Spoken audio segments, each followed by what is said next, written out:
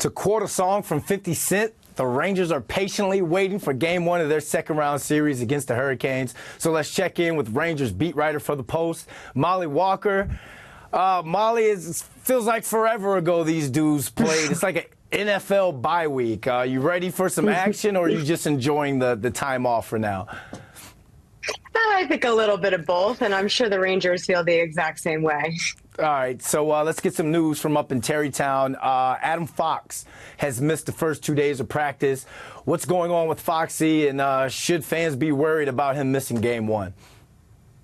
I don't think there's anything to be worried about just yet. The Rangers had 2 days off, and then they've had practice the last 2 days, and Adam Fox has not been in attendance. But that's the benefit of having this time off, is you can give players like Adam Fox, who carry an extremely hard workload, a bit of a break. And he also did have a knee-on-knee collision with Capitals defenseman Nick Jensen, which was eerily similar to the one that knocked him out for 10 straight games earlier this season with the Carolina Hurricanes' Sebastian Aho. So it was a little scary at the time, but he did finish out the game. I think that this is just a matter of giving him as much of a rest and much needed break ahead of the second round. Like you said, the benefit of a break is for players to get healthy, but at the same time, guys can get rusty as well. So what are the Rangers doing to stay sharp and stay competitive?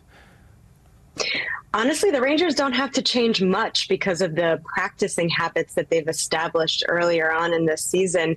From day one of training camp, honestly, Peter Laviolette talked about having a pace of playoff hockey in practice and in games, and that's what the Rangers have been doing. Word out of Tarrytown today was that it was a very vocal practice from Peter Laviolette, a very intense practice, and that's honestly the way that they've looked all season long in practices. So that's definitely been going to be a key for this Rangers team to keep up their intensity going into the second round. Yeah, there's practice speed, game speed, and playoff speed, so it's a great thing that they're staying competitive and kind of keeping that momentum and that juice going. Let's talk about the Carolina Hurricanes. They're a fast and aggressive bunch. It should be a really competitive series between these two teams. So how do you see these two squads matching up? It's going to be really, really tight. It's going to be a lot different than I think both of these two teams' first-round opponents, the Hurricanes playing the Islanders and the Rangers playing the Capitals. One could say that the playoffs really begin for these two teams in the second round. So there's not going to be a lot of open ice. It's going to be a tight checking series, and I imagine that it's going to be very similar to when they faced off in 2022, a very grueling 7-game battle. So it's going to be a good one, and it should be exciting. Yeah, with this long break, why not go to a Game 7? You know, they've had all the time in the world. Playoffs is when stars come alive and no names become household names. So who or what will be the X factor in this series? I want to say probably two things that the Rangers are most reliant on, honestly, is what is going to separate them from the Hurricanes. I think that special teams is an area that, you know, they are quite evenly matched. Both teams finished among the top 3 in power play and penalty kill this season, with the Hurricanes actually having the edge in both categories, if you can believe it.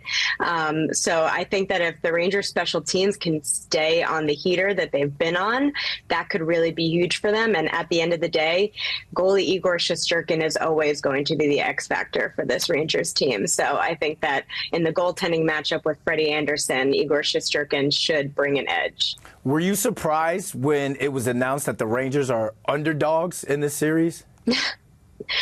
I honestly can't even dignify that with a response. I don't think that there's any underdog in this series at all, and I think it would be a disservice to say so. There we go. All right, Mollie Walker, thanks for hopping on with us. You're about to get busy coming up, so enjoy the time off for now. Thanks, Brandon.